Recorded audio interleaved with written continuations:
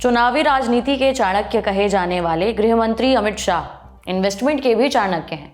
ऐसा हम नहीं, आंकड़े कह रहे हैं।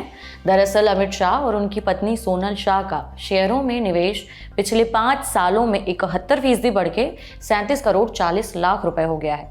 अमित शाह ने इलेक्शन कमीशन के पास जो एफिडेविट जमा किया है उसमें यह जानकारी आई है। आज के खर्चा पानी में हम इसी पर बात करेंगे, जानेंगे कि उन्होंने अपनी कुल संपत्ति का कितना हिस्सा शेयरों में लगा रखा है और अमित शाह और उनकी पत्नी सोनल शाह ने किस तरह की कंपनियों में निवेश किया है। इस समय उन कंपनियों की वैल्यू कितनी है। शाह दंपति ने लिस्टेड के अलावा अनलिस्टेड कंपनियों में भी निवेश किया है, उनके बारे में भी बात करेंगे। इसके अलावा अमित शाह और उनकी पत्नी सोनल शाह के चल और अचल संपत्ति के बारे में भी जानकारी देंगे। नमस्कार, मेरा नाम उपासना है और आप देख रहे हैं द लल्लन टॉप का डेली फाइनेंशियल बुलेटिन खर्चा पानी। अमित शाह ने 19 अप्रैल को गांधीनगर से लोकसभा चुनाव के लिए पर्चा दाखिल कर दिया। पर्चा दाखिल करते समय उन्होंने नियम के मुताबिक अपनी तरफ से हलफनामा भी जमा किया है। उसमें अमित शाह और उनकी पत्नी के पास टोटल 65 करोड़ 67 लाख रुपए की संपत्ति बताई गई है, जो 2019 में उनके 40 करोड़ 32 लाख रुपए के संपत्ति से ज्यादा है। यानी 5 सालों में उनकी कुल संपत्ति करीबन 63% बढ़ी है। अमित शाह की संपत्ति तो करीबन 18% बढ़ी है, मगर उनकी पत्नी की संपत्ति इस दौरान 215% बढ़ी है। आगे बढ़ने से पहले जान लेते हैं कि ये हलफनामा क्या होता है और क्यों जरूरी होता है।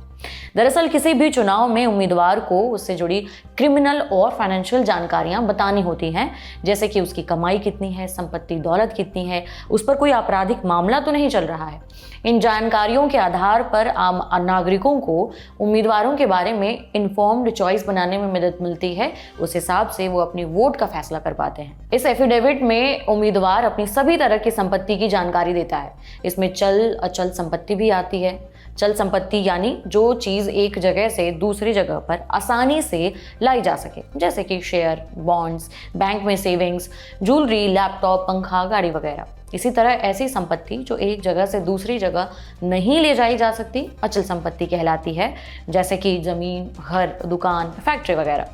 हलफनामे में ये भी बताना होता है कि ये जमीन एग्रीकल्चर है या नॉन एग्रीकल्चर, बिल्डिंग जो है आपके पास या अपार्टमेंट्स हैं वो रेजिडेंशियल हैं या फिर कमर्शियल हैं, और उनकी मौजूदा वैल्यू कितनी है। ये सब कुछ एक हलफनामे में बताया जाता है। आइए अब जानते हैं कि अमित शाह की चल संपत्ति कितनी है। हलफनामे के मुताबिक अमित शाह के पास 15 अप्रैल तक कुल 20 करोड़ 23 लाख रुपए की चल संपत्ति थी। इसमें कैश से लेकर बैंक में पड़ी सेविंग्स, डिपॉजिट, गोल्ड, सिल्वर सब कुछ है। लेकिन इसमें से 17 करोड़ 46 लाख, मतलब फीसदी में अगर बताऊं तो करीबन 85% जो हिस्सा है वो शेयरों में इन्वेस्टमेंट का है, जबकि 72 करोड़ 87 लाख रुपए के उनके पास सोने चांदी जैसी कीमती धातुएं पड़ी हैं। इसी तरह उनकी पत्नी सोनल शाह के पास 22 करोड़ 46 लाख रुपए की चल संपत्ति है। बीते 5 सालों में सोनल शाह की चल संपत्ति में सीधे 3 गुना की ग्रोथ हुई है, जिसकी वजह है बड़ी संख्या में लिस्टेड और अनलिस्टेड शेयरों में उनका निवेश। आइए अब और डिटेल से देखते हैं। टोटल 22 करोड़ 46 लाख की चल संपत्ति में 20 करोड़ रुपए की हिस्सेदारी शेयरों की है, जबकि 2019 में जो एफिडेविट फाइल किया गया था उसके मुताबिक चल संपत्ति में 4 करोड़ 36 लाख रुपए ही शेयरों में इन्वेस्टेड थे। वहीं उनके पास 1 करोड़ 10 लाख रुपए के गोल्ड, सिल्वर और अन्य कीमती धातु थे। ये तो हमने मोटा माटी आपको उनके चल संपत्ति अचल संपत्ति की जानकारी दे दी। अब हम अमित शाह और उनकी पत्नी सोनल शाह के इक्विटी पोर्टफोलियो को जरा डिटेल से एनालाइज करेंगे। हलफनामे में दी गई जानकारी के मुताबिक पति पत्नी दोनों ने लिस्टेड और अनलिस्टेड दोनों तरह की कंपनियों के शेयर खरीद रखे हैं। लिस्टेड कंपनियां माने जो शेयर स्टॉक बाजार में लिस्टेड हैं, जिनके शेयर हम आसानी से खरीद बेच सकते हैं।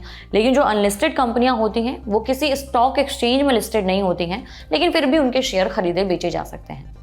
हलफनामे में अमित शाह ने टोटल 181 लिस्टेड कंपनियों में निवेश किया है, जिसमें से भारती एयरटेल का नाम 2 बार दिखाया गया है, यानी टोटल 180 लिस्टेड कंपनियों में उनके पैसे लगे हैं। उनके पोर्टफोलियो की टॉप 5 कंपनियों की बात करते हैं। अमित शाह के पोर्टफोलियो में सबसे बड़ी हिस्सेदारी रखता है हिंदुस्तान यूनिलीवर। उनके पास HUL के 6,176 शेयर हैं, जिनकी कीमत इस समय 1.4 करोड़ रुपए है। बता दें कि HUL का एक शेयर 22 अप्रैल को, ये खबर जिस दिन हम आपको सुना रहे हैं उस दिन 2245 रुपए के आसपास है, जिसने बीते एक साल में नेगेटिव 10% का रिटर्न दिया है, यानी कि 10% इसकी जो कीमत है वो घटी है। लेकिन अगर 5 सालों की बात करें तो 5 सालों में इस कंपनी के शेयरों ने 28.5% का फायदा दिया है। मतलब अगर आपने 5 साल पहले HUL में 1 लाख रुपए लगाए होते तो इस समय आपके निवेश की वैल्यू 1,28,530 रुपए हो गई होती। अमित शाह के शेयर मार्केट पोर्टफोलियो में दूसरी सबसे बड़ी हिस्सेदारी है MRF टायर्स की। इसकी वैल्यू करीबन 1.3 करोड़ रुपए है। MRF के टोटल शेयर उनके पास 100 हैं।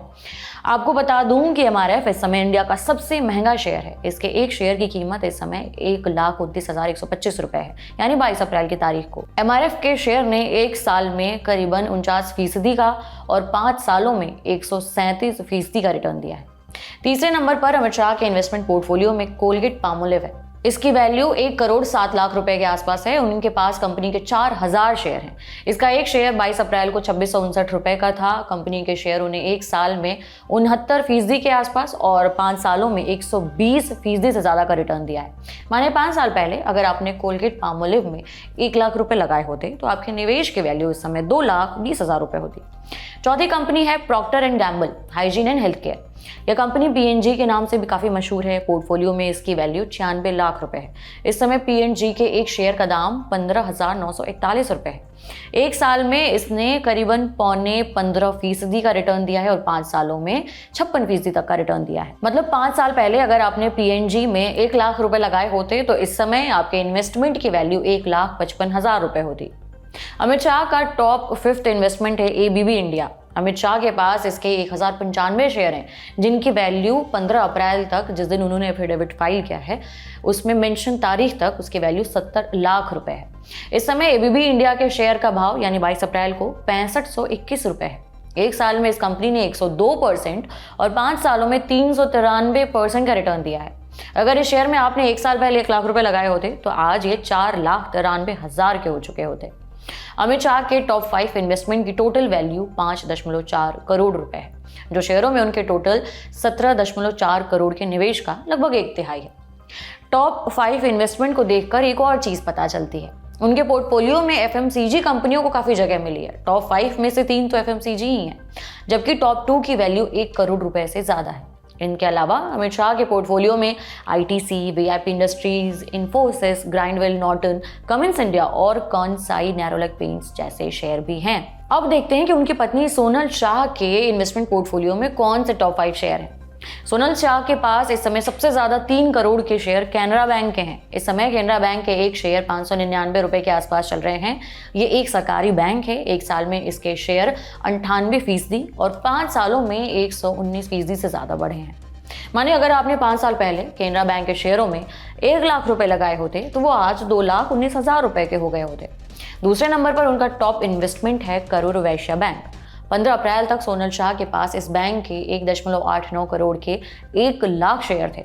इस समय करुण वैश्य के एक शेयर का जो दाम है वो 194 रुपये 75 पैसे है। एक साल में इस शेयर ने 103% और बीते 5 सालों में 147% का रिटर्न दिया है। उनका बेस्ट 3rd इन्वेस्टमेंट है गुजरात फ्लोरोकेमिकल्स। सोनल शाह के पास 1.8 करोड़ रुपए के 5,000 शेयर हैं इस कंपनी के। ये एक 30 साल पुरानी भारतीय केमिकल कंपनी है। एक शेयर का दाम 22 अप्रैल को 3708 रुपए चल रहा है। इसने बीते एक साल में निवेशकों को 10%, लेकिन बीते 5 सालों में 415% का रिटर्न दिया है। अगर आपने 5 साल पहले इसके शेयरों में 1 लाख रुपए लगाए होते तो आज वो 5,15,000 रुपए हो चुके होते। उनकी टॉप 4th और 5th कंपनी है लक्ष्मी मशीन वर्क्स और भारतीय एयरटेल। लक्ष्मी मशीन वर्क्स के 1.8 करोड़ रुपए के शेयर सोनल शाह के पास मौजूद हैं। इस शेयर का करंट प्राइस 17,075 रुपए है। इसने बीते एक साल में 62% और बीते 5 सालों में 191% का रिटर्न दिया है। इसी तरह से सोनल शाह के पास भारतीय एयरटेल के कुल 1.3 करोड़ रुपए के शेयर हैं। हालांकि अमित शाह ने भी भारतीय एयरटेल में निवेश किया है, लेकिन उनके पास भारतीय एयरटेल के 10,629 रुपए के ही शेयर हैं। भारतीय एयरटेल के शेयर इस समय यानी 22 अप्रैल को 1,302 रुपये 95 पैसे के लेवल पर ट्रेड कर रहे थे। पिछले एक साल में इसके शेयर 71% और पिछले 5 सालों में 308% के आसपास बढ़े हैं। मतलब ये कि इनमें 5 साल पहले लगाए 1 लाख रुपए 4 लाख रुपए के पार पहुंच चुके होते। इनके अलावा सन फार्मास्यूटिकल्स के 1.05 करोड़ रुपए के शेयर हैं उनके पास। सोनल शाह ने भी अनलिस्टेड कंपनियों के शेयरों में निवेश किया है।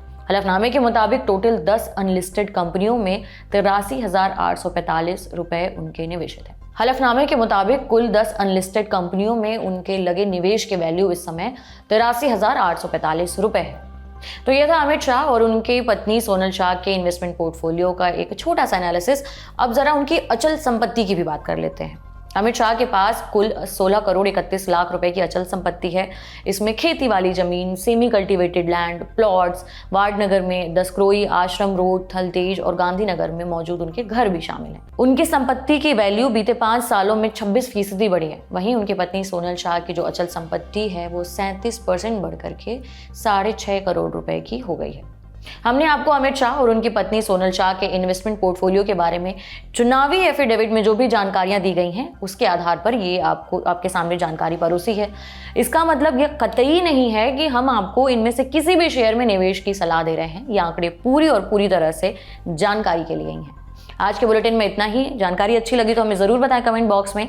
बाकी देश और दुनिया की तमाम अन्य खबरों के लिए आप देखते रहिए द लल्लन टॉप। शुक्रिया।